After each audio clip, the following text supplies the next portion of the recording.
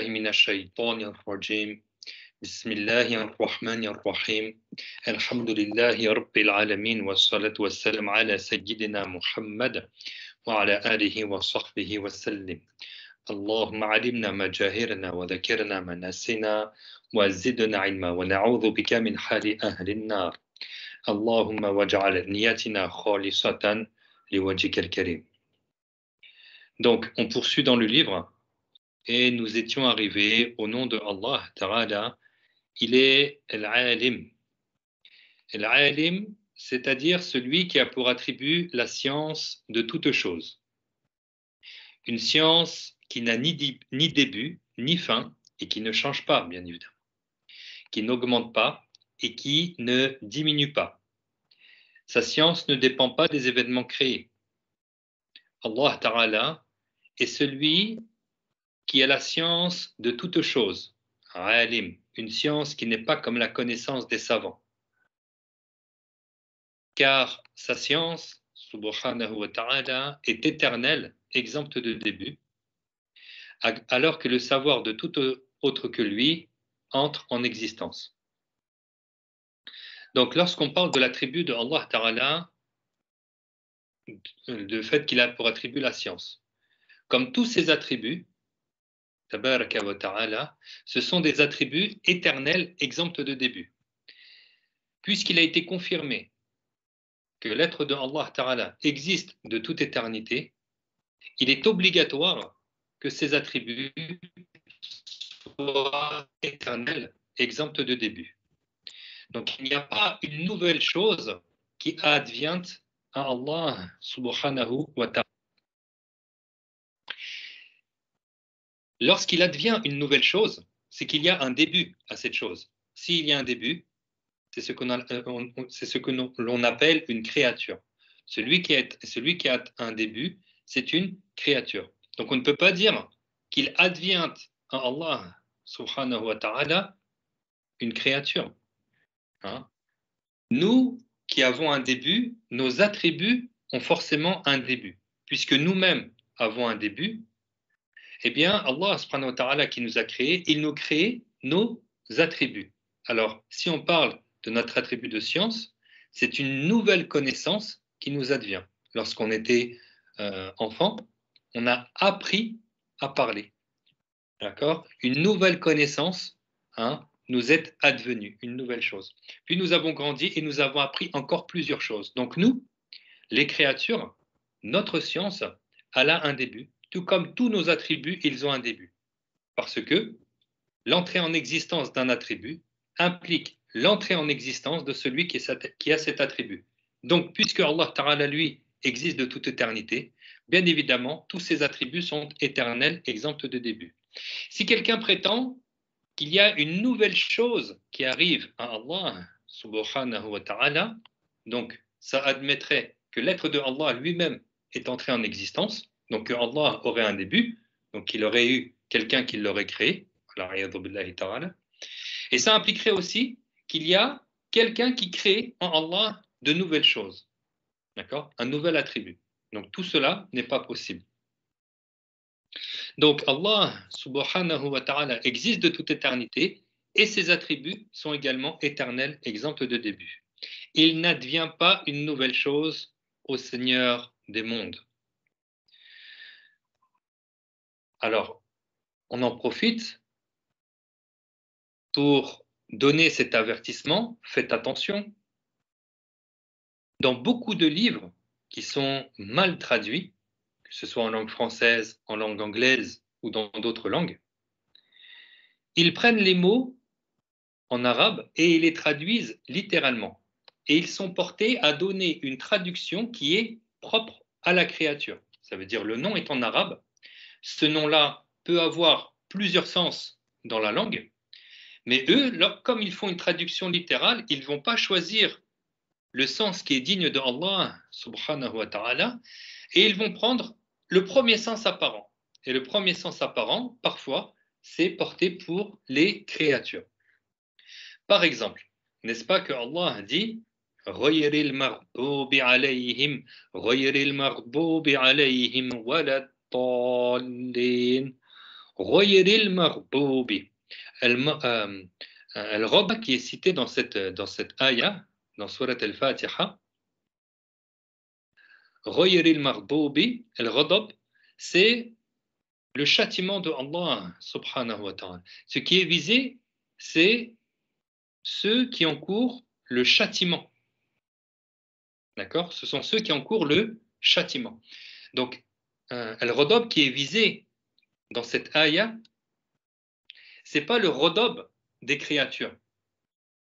C'est-à-dire, c'est pas le sens littéral que tu prends de ce terme-là, et ce sens-là, il est porté aux créatures, comme ce qu'on a dit tout à l'heure.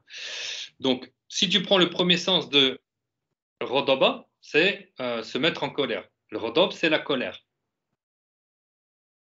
Donc, la colère, c'est une spécificité, une caractéristique des créatures. C'est-à-dire que c'est un changement d'état de la créature.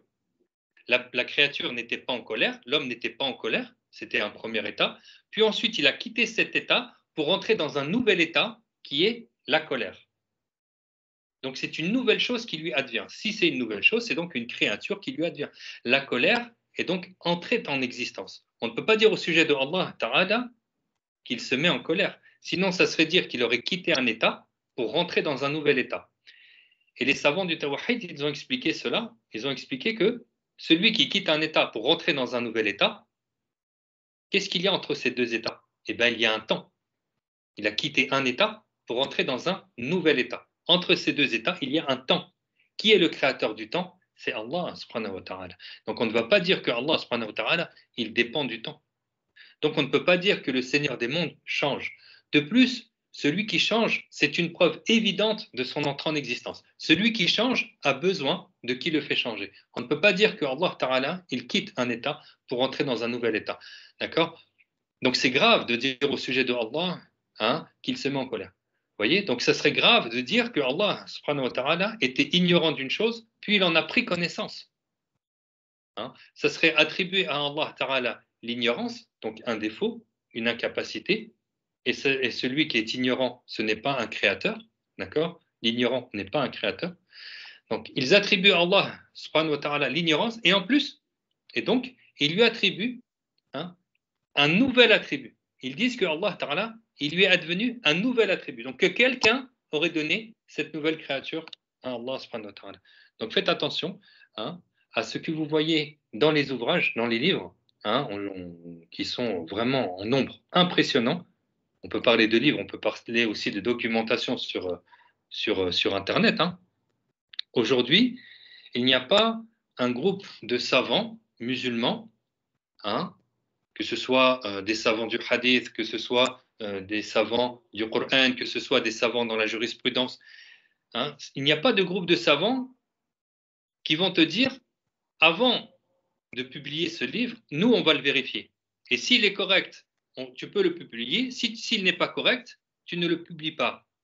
D'accord? Aujourd'hui, il n'y a pas ce groupe de savants. Donc les gens, ils se permettent, ils osent écrire, faire des livres, mettre des articles sur Internet sans science, sans aucune connaissance, et ils traduisent littéralement le texte en arabe, ils le traduisent, certains, ils le traduisent en français, en anglais ou dans d'autres langues. On prend l'exemple, par exemple, du Coran. Le Coran el-Kérim, il a été révélé en langue arabe. Il n'a pas été révélé dans une autre langue, le Coran. Donc, si quelqu'un me dit j'ai lu le Coran, c'est qu'il a lu le Coran en arabe. Et lire le Coran, c'est une chose, le comprendre, ça, c'est une autre chose. Tu peux lire le Coran pour la baraka. Maintenant, si tu veux comprendre le Coran, réfère-toi aux mufassirin, aux savants spécialistes du Coran pour comprendre la ayah du Coran. Donc, qu'est-ce qui s'est fait aujourd'hui? Qu'est-ce qui se fait? Eh bien, les gens, ils font une traduction littérale du Coran. Alors, ce que tu vois en français, c'est pas le Coran. Ce que tu vois en français, si le Coran est soi-disant été traduit en français, ce que tu vas lire, ça sera la traduction du traducteur. Ça sera la traduction du traducteur. D'accord? Le Coran, il est en arabe. La révélation, elle s'est faite en arabe, pas dans une autre langue. Et la langue arabe, elle est très riche de sens. Et même si on prend la terminologie du mot dans la langue arabe, ce n'est pas forcément la même signification du point de vue religieux. Pour vous dire comment c'est très riche et très complet. Tu peux trouver un mot qui a un sens dans la langue arabe, plusieurs, et ce même mot, il a une signification bien particulière dans le sujet de la religion. Je donne un exemple. Ajnabiya ou ajnabi. Ajnabi, le sens littéral, c'est un étranger. Ça veut dire c'est quelqu'un qui est originaire d'un autre pays de celui sur lequel tu te trouves. C'est ça un ajnabi. Mais ça, c'est dans la langue arabe. Si tu regardes du point de vue religieux, le ajnabi, c'est celui qui n'est pas inépousable à jamais à cause des liens de sang, d'allaitement ou de mariage, ayant atteint un âge à partir duquel il peut être désiré par quelqu'un de normal. Vous voyez que le terme ajnabi, je vais y revenir hein, dans d'autres sujets concernant la prière sur le terme ajnabi, mais pour vous dire que le terme, ça c'est un exemple, ajnabi, il a un sens du point de vue de la langue, mais il a un sens religieux. On avait vu aussi le terme mukallaf. Le terme mukallaf, ben, c'est le responsable en fait, c'est quelqu'un qui est responsable. Ça c'est dans la langue arabe. Par contre, du point de vue de religieux, c'est celui qui est pubère, saint d'esprit, et il lui est parvenu les bases de l'appel à l'islam.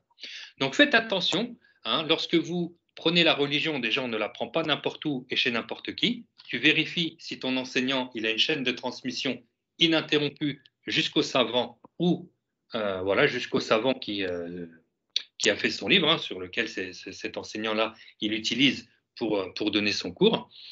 Et bien sûr, ce savant-là, il a une chaîne de transmission ininterrompue jusqu'au messager de Allah, sallallahu alayhi wa sallam. Donc ça, c'est une première condition. Hein, c'est de vérifier la chaîne de transmission de ton enseignant. Hein, alhamdulillah, j'ai une chaîne de transmission ininterrompue hein, jusqu'au messager de Allah, sallallahu alayhi wa sallam. De deux, on vérifie les textes. Ça veut dire quoi on vérifie les textes? C'est-à-dire que si quelqu'un il me donne un hadith du messager de Allah, sallallahu alayhi wa sallam, ok, j'entends, j'écoute, je le prends. Maintenant, je vais demander qui a rapporté ce hadith.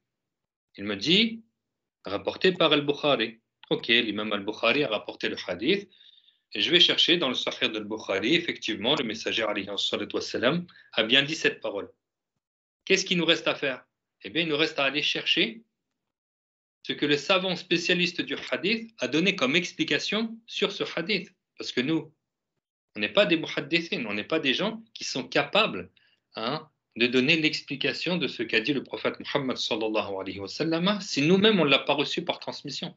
Donc, on va vérifier, par exemple, si c'est le Sahih de Bukhari, on va vérifier dans Fath al-Bari de le Hafid ibn Hajar al-Asqalani, d'accord, c'est lui qui a fait le tafsir du Sahih de Bukhari, et on va voir qu'est-ce qu'il a dit sur ce hadith. Et là, d'accord, là on aura une confirmation des dires de l'enseignant.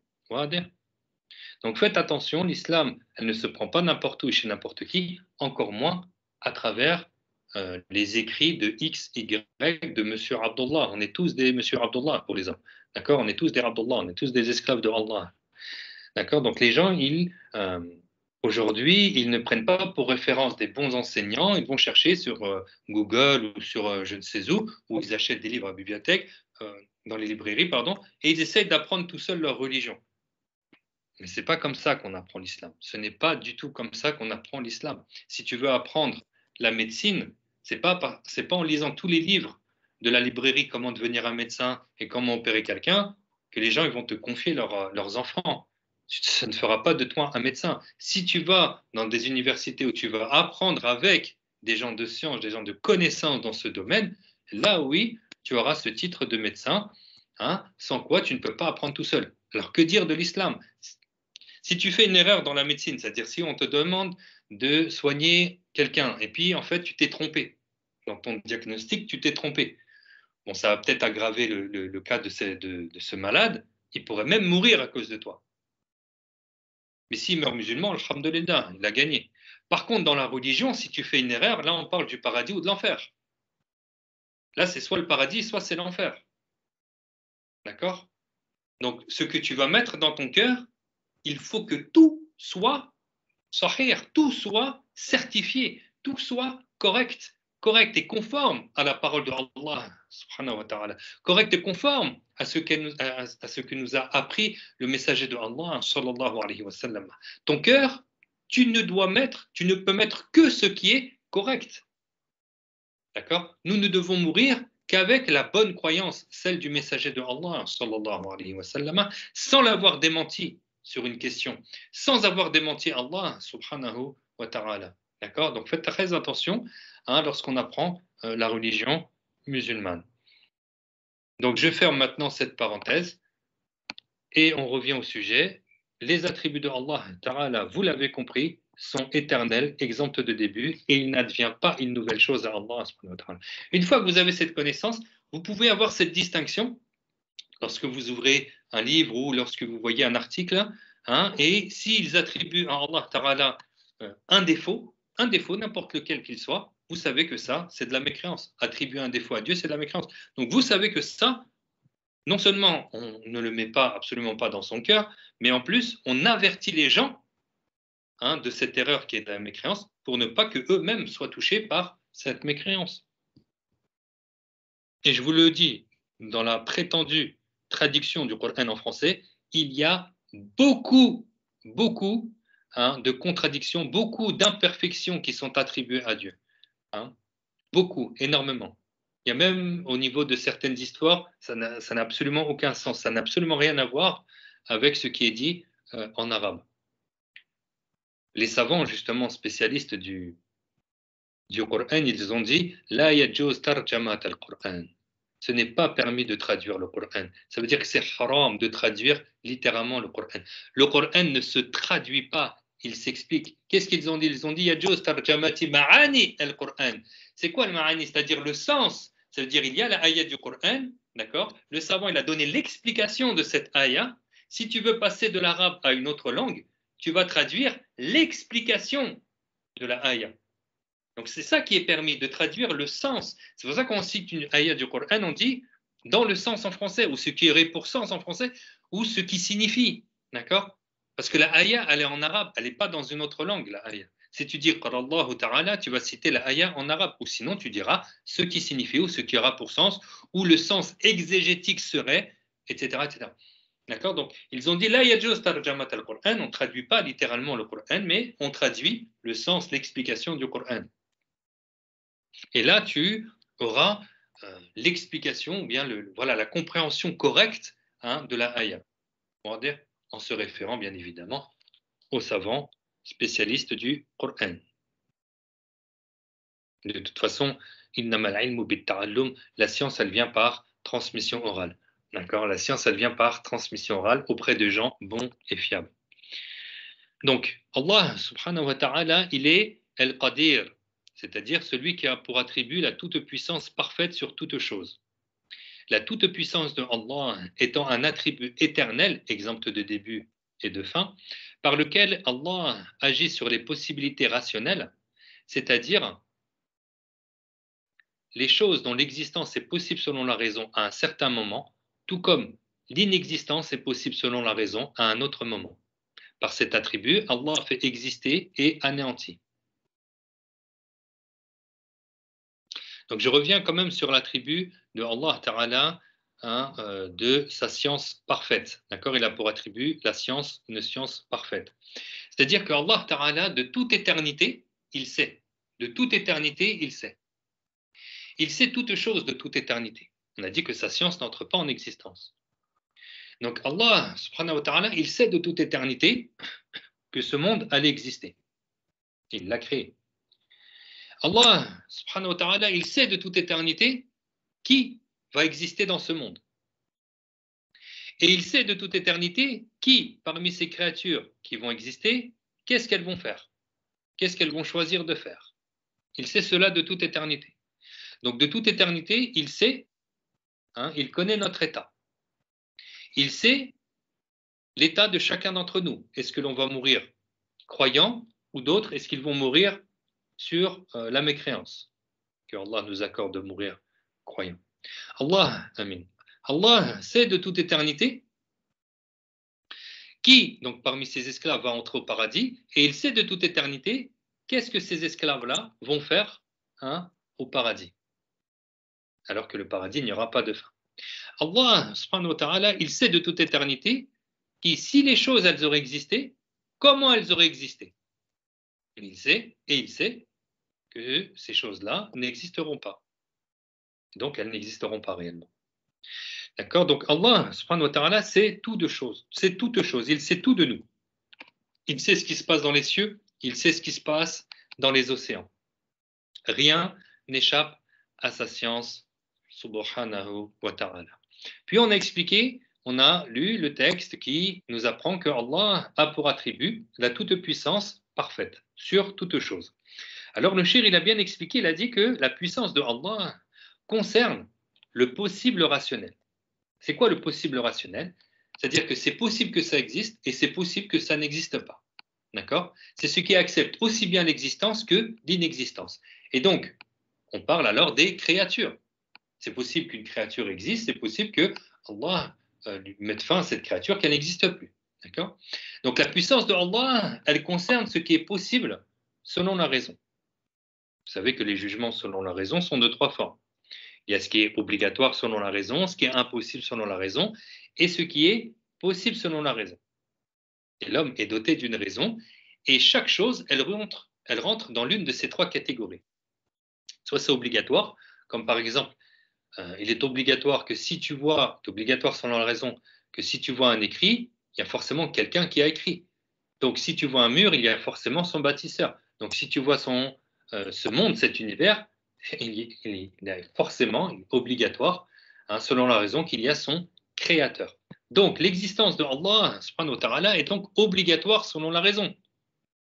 Et l'existence de Allah ta'ala, elle est prouvée donc selon les textes, mais aussi selon la raison. Tu ne peux pas dire, quelqu'un ne peut pas confirmer par sa raison que Dieu n'existe pas. D'accord? La raison prouve l'existence de Allah subhanahu wa ta'ala. Et celui qui renie l'existence de Allah, même avec les preuves rationnelles, eh bien celui-là, c'est un orgueilleux. D'accord? Il refuse la vérité. Et les orgueilleux, au jour du jugement, ils arriveront sous la taille de petites fourmis que les gens écraseront sous leurs talons et ils ne mourront pas. Ça, c'est l'état des orgueilleux parmi ce qu'ils vont mériter au jour du jugement. Parmi ce qui est obligatoire selon la raison, ce sont certains attributs de Allah, subhanahu wa ta'ala, comme par exemple son unicité. Il est obligatoire que Allah ta'ala soit unique par son être, c'est-à-dire qu'il est impossible, selon la raison, que Dieu ressemble à sa créature. D'accord? Il est obligatoire que Allah soit unique, dans le sens aussi qu'il est le seul créateur. Il est obligatoire selon la raison que ses actes soient uniques. Il est obligatoire selon la raison que Allah a pour attribut le non-besoin. Allah Ta'ala n'a pas besoin de quoi que ce soit. Celui qui a un besoin, eh bien, il n'est pas Dieu. Le besoin contredit la divinité. Donc, la puissance de Allah subhanahu wa ta'ala ne concerne pas ce qui est obligatoire selon la raison. Donc, elle ne concerne pas Allah lui-même. On ne va pas dire que Allah Ta'ala, par sa puissance, il peut changer. Certains te disent, Allah, il est le tout-puissant.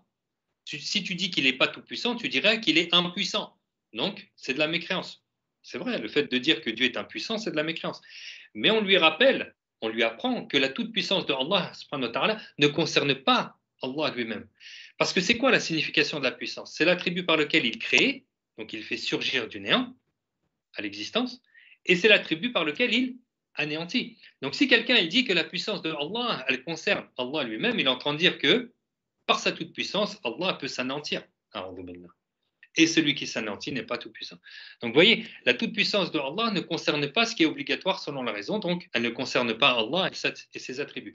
De même que la puissance de Allah ne concerne pas ce qui est impossible selon la raison. Ce qui est impossible, c'est ce dont la raison ne conçoit pas l'existence. C'est impossible que cela existe. C'est pas possible.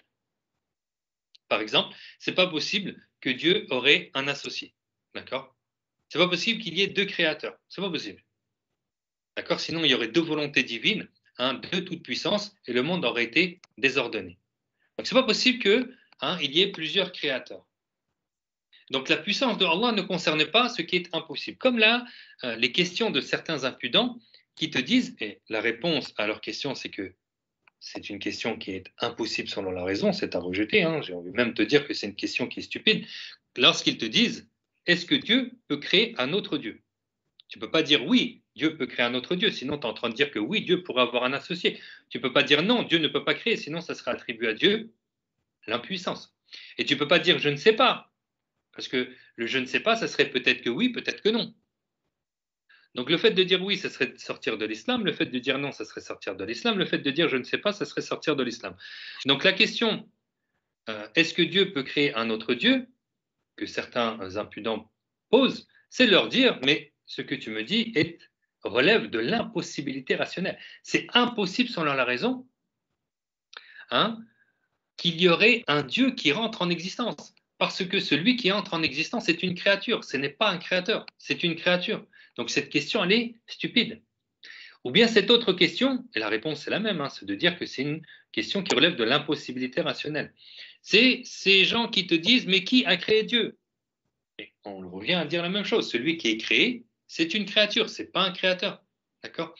Donc la toute-puissance de Allah Ta'ala, elle ne concerne pas ce qui est obligatoire selon la raison, ce qui est impossible selon la raison, mais la puissance de Allah, elle concerne le possible rationnel, ce qui accepte aussi bien l'existence que l'inexistence. Et donc là, ce sont les créatures. Dieu crée, Dieu anéantit, hein, ce qu'il veut, il est le tout-puissant. Est-ce qu'il y a des questions sur ce que je viens de dire? Ou est-ce que c'est clair?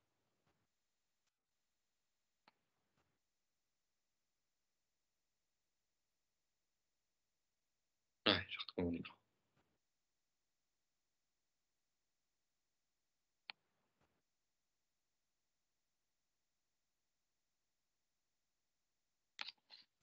C'est clair, Inch'Allah, alhamdulillah.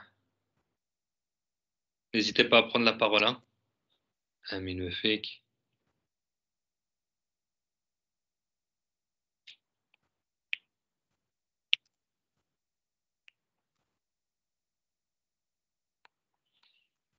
Donc là, je suis en train d'attendre. Là, je vois qu'il y a des gens qui sont en train d'écrire dans l'onglet conversation. Je vais juste m'assurer que tout est clair. La toute-puissance de Allah, elle concerne le possible rationnel.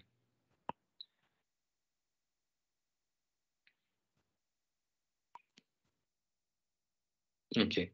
Donc tout est clair, alhamdulillah. De toute façon, n'hésitez pas, je répondrai en privé si c'est pas clair. Donc lorsqu'on parle, alhamdulillah, lorsqu'on parle des jugements rationnels, c'est-à-dire que l'homme ou la personne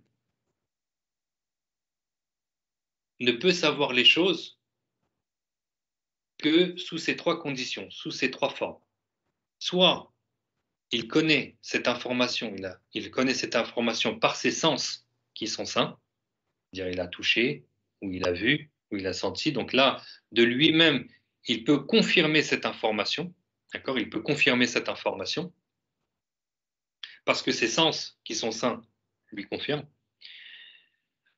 Ou sinon, la connaissance de cause a lieu par les nouvelles mutawatir, c'est-à-dire qu'un grand groupe de gens ont également été témoins par leurs sens qui sont sains, donc soit ils ont vu, ils ont entendu, etc.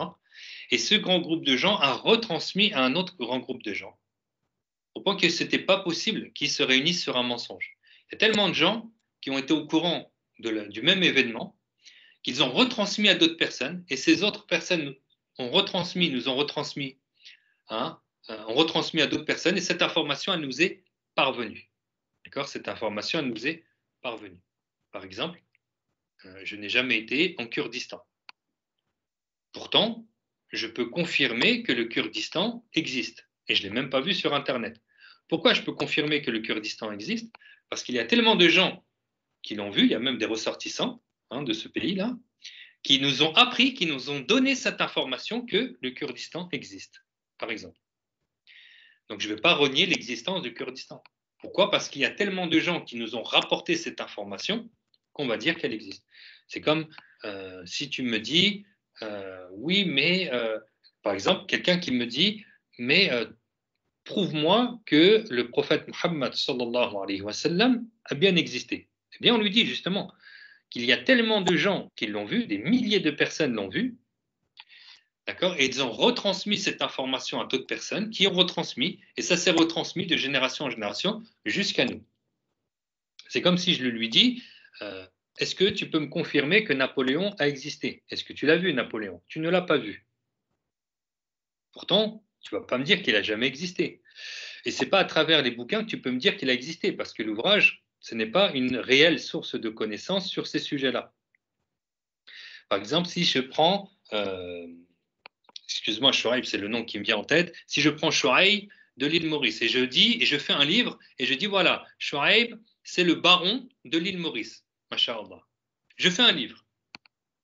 Mais dans 300 ans, les gens ils vont voir ce livre, ils vont dire mais c'est qui ce baron de l'île Maurice? On n'en a jamais entendu parler. On n'en a jamais entendu parler. Donc c'est quoi ce livre? Il n'a aucune valeur. C'est du n'importe quoi. On n'en a jamais entendu parler. Donc, c'est les nouvelles. Donc là, on est en train de parler des nouvelles mutawatir. C'est-à-dire qu'un grand groupe de gens a retransmis l'information à un autre grand groupe de gens et ça se retransmet jusqu'à nous.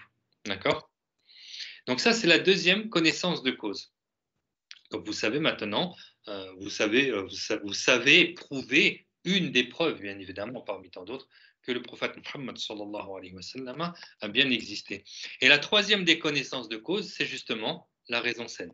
D'accord? Et on a vu les trois jugements rationnels. Il y a ce qui est obligatoire selon la raison, ce qui est impossible et ce qui est possible selon la raison. Voilà les connaissances de cause. C'est pour ça que dans l'islam, on rentre sur le aql, sur la raison saine, parce que la raison prouve la validité de l'islam. D'accord? La raison prouve la validité de l'islam.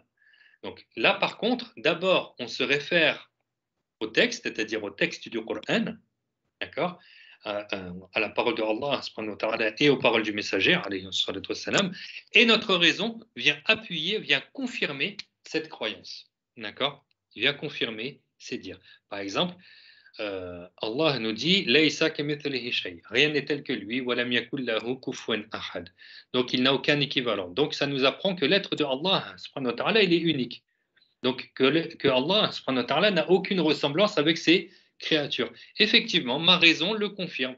Ma raison me prouve que Allah n'a aucune ressemblance avec ses créatures. Parce que si Allah ressemblerait à une de ses créatures, même sur un seul point, donc il serait possible à Allah ce qui est possible à sa créature, puisqu'elle se ressemble, puisqu'il ressemblerait à sa créature.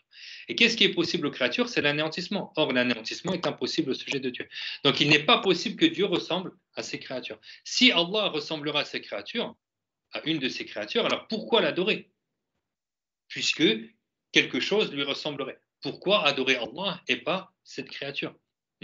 Donc là, le fait que Allah subhanahu wa ta'ala ressemblerait à sa créature, c'est quelque chose qui est impossible sur la raison. Je confirme par ma raison que le Seigneur des mondes est unique, qu'il n'a pas d'associé dans la divinité et que son être est unique, tout simplement.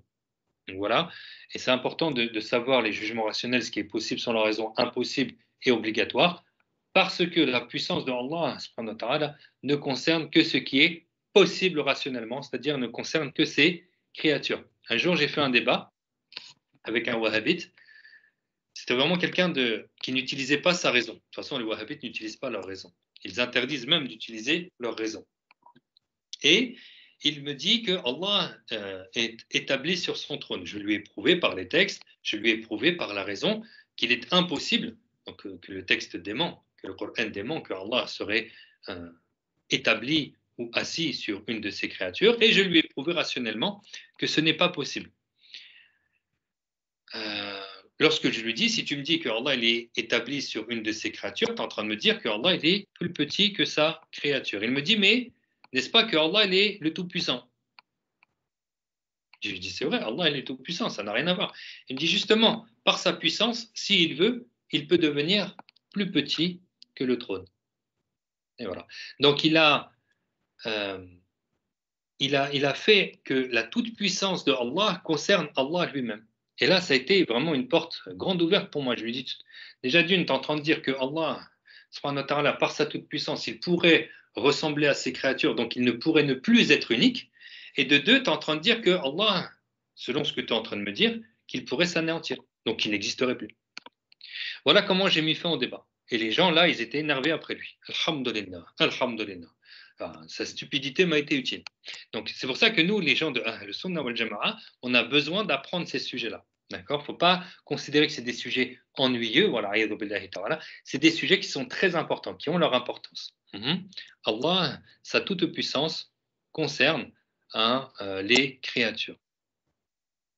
Et donc, ça ne veut pas dire que lorsque tu dis que Allah, sa toute-puissance ne concerne pas ce qui est obligatoire, ça ne le rend pas impuissant. Ça ne veut pas dire que si tu dis que la toute-puissance de Allah ne concerne pas ce qui est impossible, ça le rend impuissant. Non, non.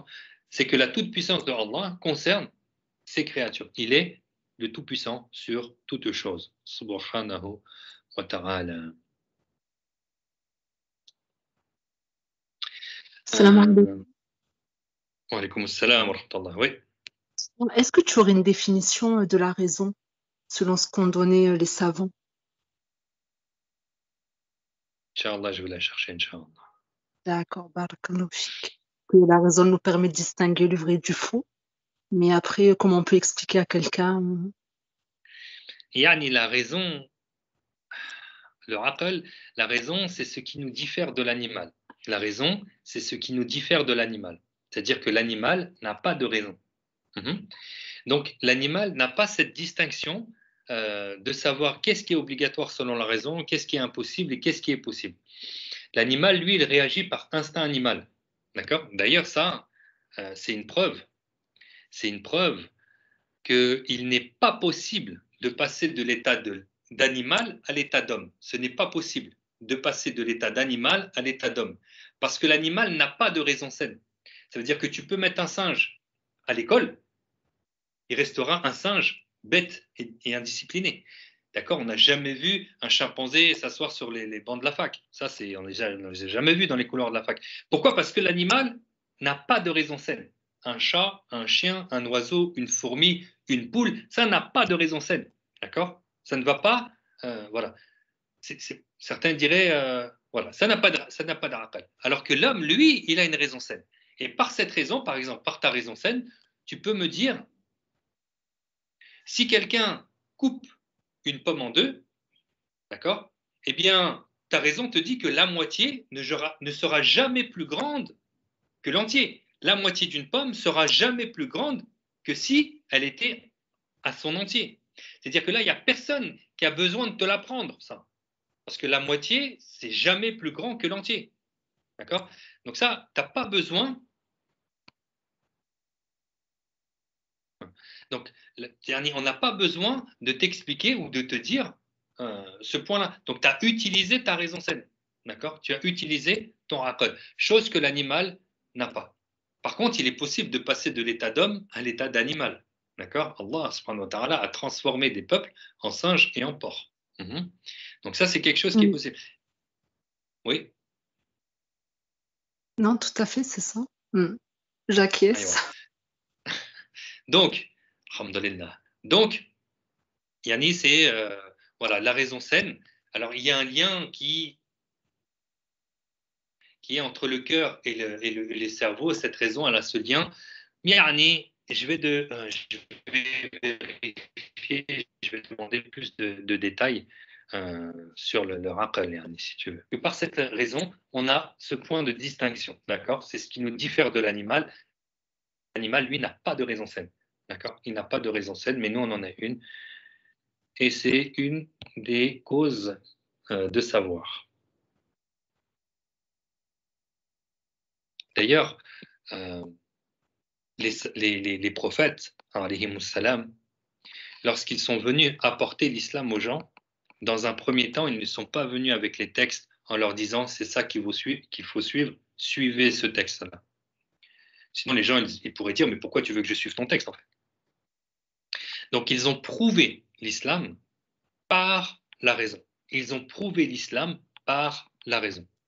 Ils ont prouvé aux gens que l'islam, c'est la vérité, qu'une statue ne mérite pas d'être adorée, d'accord? Que le seul qui mérite d'être adoré, c'est cet être qui est éternel, exempt de début, exempt de fin, qui a pour attribut toute perfection, qui est exempt de toute imperfection.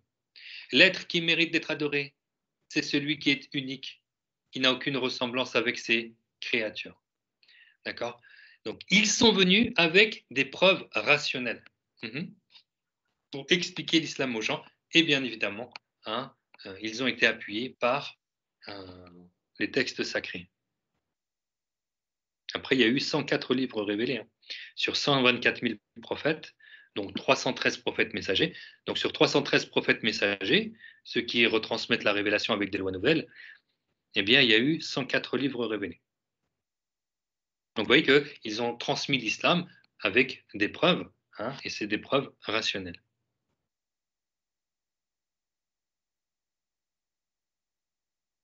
Donc, si on poursuit dans le texte, le cheikh dit, radiallahu anhu, Allah subhanahu wa ta'ala est celui qui réalise tout ce qu'il veut. Ce que Allah veut est, et ce qu'il ne veut pas n'est pas. Donc celui qui réalise tout ce qu'il veut, c'est-à-dire que Allah est tout puissant à réaliser ce dont il a voulu de toute éternité l'existence. Ce dont Allah Ta'ala a voulu de toute éternité l'existence, Allah, il est le tout-puissant à le faire exister. Et donc, ce que Allah Ta'ala a voulu de toute éternité, immanquablement, ça rentrera en existence. Parce que tout à l'heure, on a dit que les attributs d'Allah ne changent pas. Donc, ce qu'il a voulu de toute éternité, ça ne va pas changer. Ça va entrer en existence.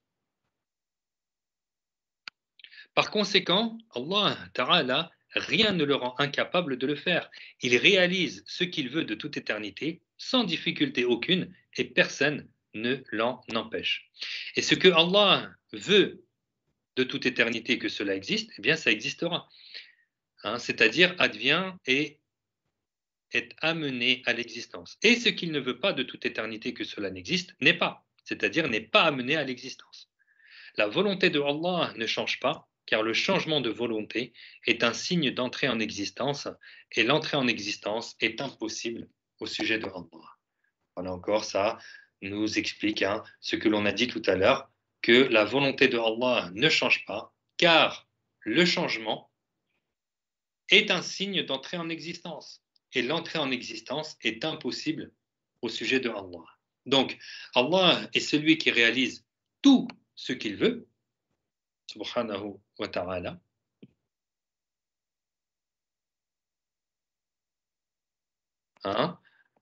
C'est que rien ni personne ne l'empêche à réaliser ce qu'il veut. Rien ni personne ne le rend incapable de réaliser ce qu'il veut. Il n'a pas besoin de l'aide d'autrui et il n'y a pas de manquement à la réalisation de sa volonté, subhanahu wa ta'ala.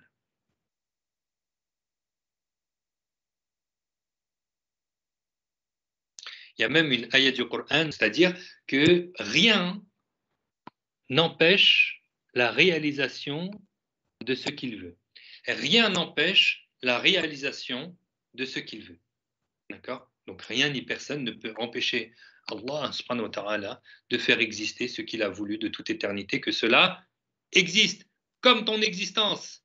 D'accord? Ton existence, c'est Allah ta'ala qui en a voulu ainsi. Il a voulu que tu existes aujourd'hui, dans cette époque, pas dans une autre époque. Et il a voulu que tu existes avec ce corps qu'il t'a donné, et pas un autre corps.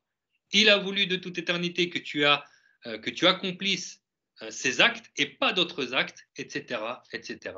Et rien ne peut empêcher la réalisation de ce qu'il veut, subhanahu wa ta'ala.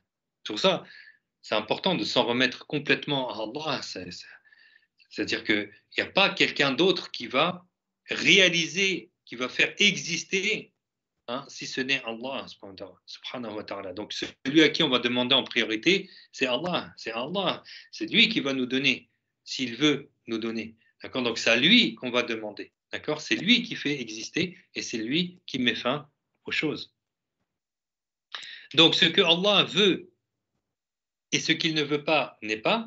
Ma sha'Allahu kan wa ma lam yasha' lam yakun. Ça, c'est ce que le prophète Muhammad sallallahu alayhi wa sallam a enseigné à sa fille Fatima. Ma sha'Allahu kan wa ma lam yasha' lam yakun. Ce que Allah veut sera, et ce qu'il ne veut pas n'existera jamais. Ce que Allah veut de toute éternité que cela existe, ça va exister. Donc, tout ce que Allah veut de toute éternité que cela existe aura lieu. Et ce que Allah ne veut pas de toute éternité que cela existe, eh bien, ça n'aura pas lieu.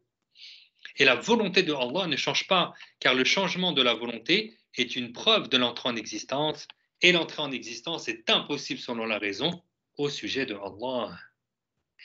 Ainsi, Allah fait changer les créatures selon sa volonté éternelle, sans que sa propre volonté ne change.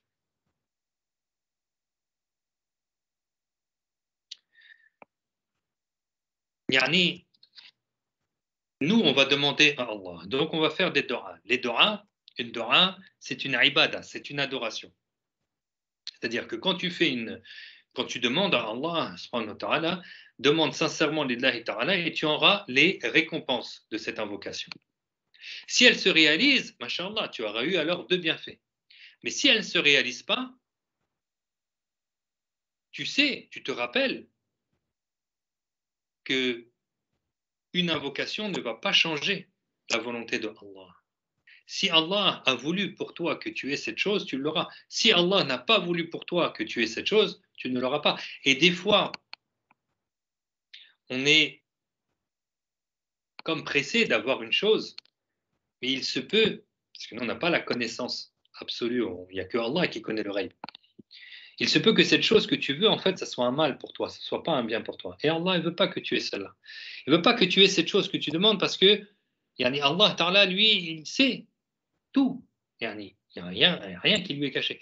Et toi, c'est possible, tu veux une chose, mais en vérité, tu n'as pas vu, ou tu n'as pas pris conscience, ou tu n'as pas su que si tu as cette chose-là, il va t'arriver une catastrophe. Et franchement, à titre personnel, j'ai vu quelqu'un qui voulait absolument se marier avec cette femme.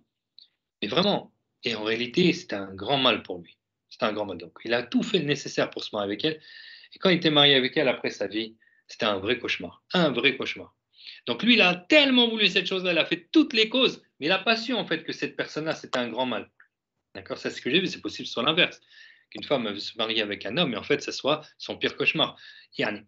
Dans tous les cas, yani, il se peut des fois que tu demandes, bon, si tu demandes, il se peut que ça arrive plus tard aussi. Pas forcé que ça arrive maintenant, lors de ta demande. D'accord? C'est possible que Allah te donne plus tard ce que tu lui as demandé. Mais c'est possible qu'il ne te donne pas. D'accord? Et toi, tu te rappelles qu'en fait, même cette dua, eh bien, cette invocation, elle ne va pas changer la volonté de Allah Ta'ala. D'accord? Allah Ta'ala t'a prédestiné une chose. Allah veut qu'il t'arrive une chose, donc rien n'empêchera la réalisation de cette volonté. D'accord? De sa volonté. Et ce qu'il a prédestiné, pour toi, ou ce qu'il a prédestiné en général, même si toute la communauté s'alliait pour empêcher cela, eh bien, si Allah a prédestiné que tu l'aies, tu l'auras. D'accord? Et si il t'a privé d'une chose, même si toute la communauté a voulu que ça t'arrive, eh bien, si Allah t'en a privé, tu ne l'auras jamais. D'accord? Même si toute la communauté s'allie pour toi euh, pour que tu aies cette chose-là que Allah ne veut pas pour toi. Tu l'auras jamais. D'accord? Donc, ce que Allah a voulu, que cela n'ait pas lieu, eh bien, ça n'aura pas lieu. Et ce qu'il a voulu que cela ait lieu, eh bien, ça aura lieu. D'accord? Donc, ne surtout pas croire qu'une dua, ça peut changer la volonté de Allah. D'accord? La volonté de Allah ne change pas. Ça, c'est important.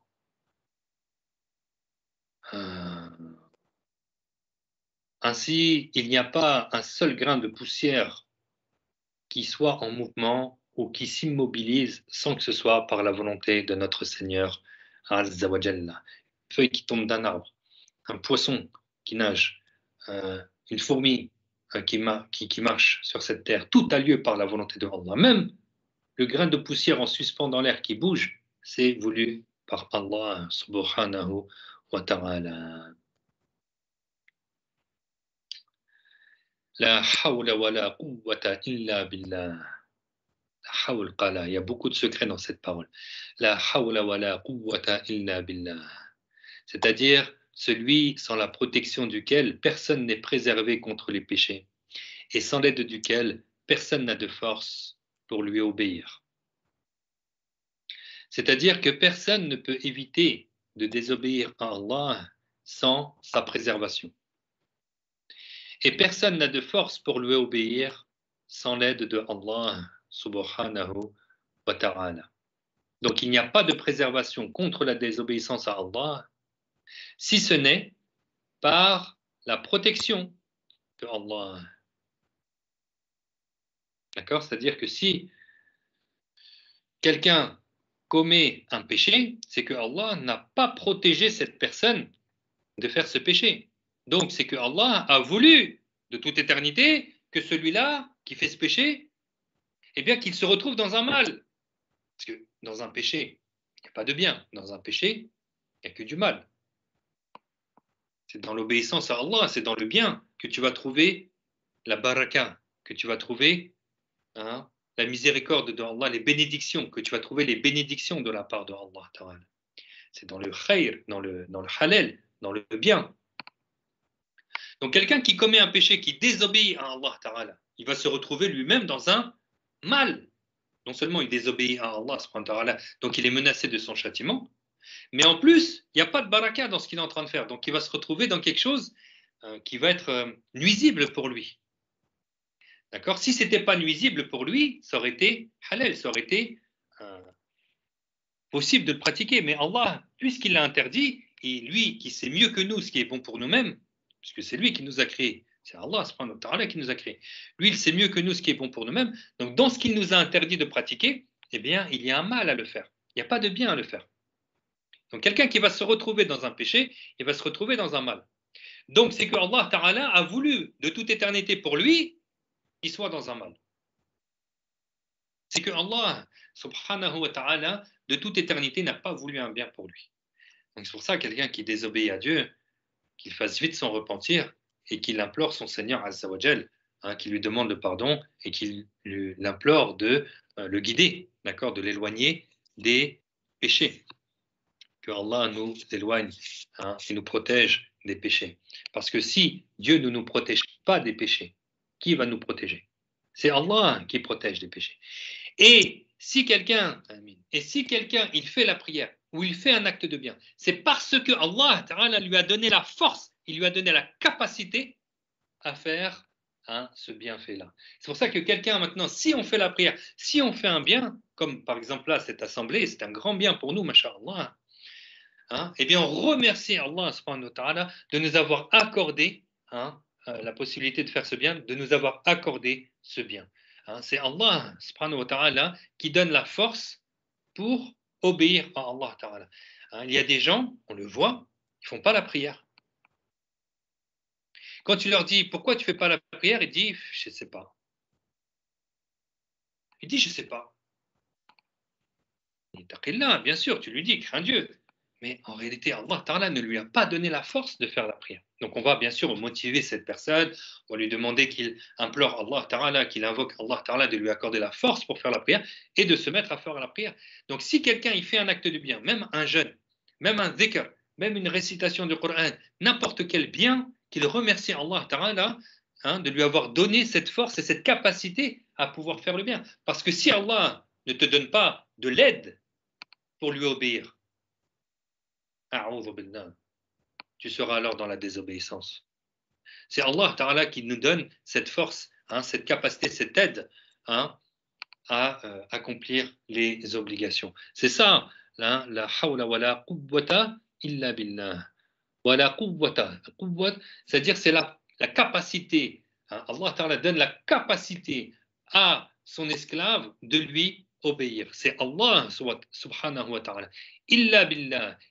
Il n'y a pas autre que Allah qui donne cette force pour être dans l'obéissance à Allah subhanahu wa ta'ala. Donc il n'y a pas de préservation contre la désobéissance à Allah si ce n'est par la protection de Allah. Et il n'y a pas de force pour l'obéissance à Allah si ce n'est par l'aide de Allah. Tout comme cela a été rapporté dans le hadith Sahih. Il a été rapporté par Abdullah ibn Mas'ud que Allah l'agrée qu'il a dit j'étais une fois avec le messager de Allah sallallahu alayhi wa sallam et j'ai dit la hawla wa la quwwata illa billah. Le messager m'a dit dans le sens comprends-tu la signification de cette phrase? J'ai répondu Allah c'est plus que tout autre et son messager sait. Il m'a répondu, il m'a dit ce qui signifie. Vous voyez, j'emploie toujours ce qui signifie, parce que le messager, ne parlait pas en français, il parlait en arabe. Donc, on prend l'explication, le sens du hadith dans la langue française. Ce qui aurait pour sens en français, il a répondu, ce qui aurait pour sens en français, il n'y a pas une préservation contre la désobéissance à Allah si ce n'est par la protection de Allah, et il n'y a pas de force pour obéir à Allah si ce n'est par l'aide de Allah. Vous voyez, c'est le messager sallallahu alayhi wa sallam qui nous a appris la signification de la hawl qala. Alors, pour finir, je vous l'ai dit, il y a beaucoup de bienfaits, beaucoup de secrets dans cette parole. Elle a répété plusieurs fois. Ça a été dit par notre bien-aimé Muhammad sallallahu alayhi wa sallam, que l'a répété plusieurs fois cette parole. Il y a une centaine de fois par jour. Ça t'enlève 99 mots. Mots M-A-U-X. Un mal, des mots. Donc, quelqu'un dirait, ça t'enlève 99 mal. On dit 99 mots. Donc, ça t'enlève 99 mots, dont le minimum est le chagrin. Dont le minimum est le chagrin. Donc, oui, il y a beaucoup de bien. Il y a même un grand secret à la dire. Là, c'est c'est le petit bonus. De dire cette parole-là 44 000 fois en 40 jours. De dire la hawla wa la quwwata illa billah 44 000 fois en 40 jours. Ça, en moyenne, c'est 1200 fois par jour. Ça va. Donc, dans ces 40 jours, tu prononces 44 000 fois la hawla wa la quwwata illa billah. Et là, il y a un grand secret dans ce dhikr. Inch'Allah, je vais arrêter là. Est-ce qu'il y a des questions? Est-ce qu'il y a quelque chose sur lequel il faut que je revienne? Ça n'a pas été compris? N'hésitez pas. Ou bien, tout est clair.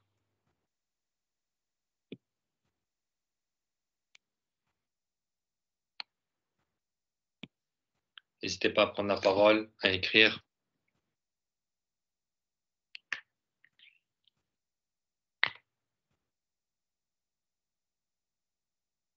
Donc la bonne prononciation. La hawla wa la quwwata illa billah. La hawla wa la quwwata illa billah. La hawla wa la quwwata illa billah. Ça va vite. Quand vous prenez une subha ou un compteur, vous posez 1 heure. La hawla wa la quwwata illa billah. La hawla wa la quwwata illa billah. La hawla wa la quwwata illa billah. Ça va vite. Bien sûr, faites-le lillahi ta'ala. C'est bien clair, masha'Allah. Barakallahu fiki, ahsanallahu alayk. Donc, si c'est clair pour tout le monde, Wallahu ta'ala a'lamu ahkam.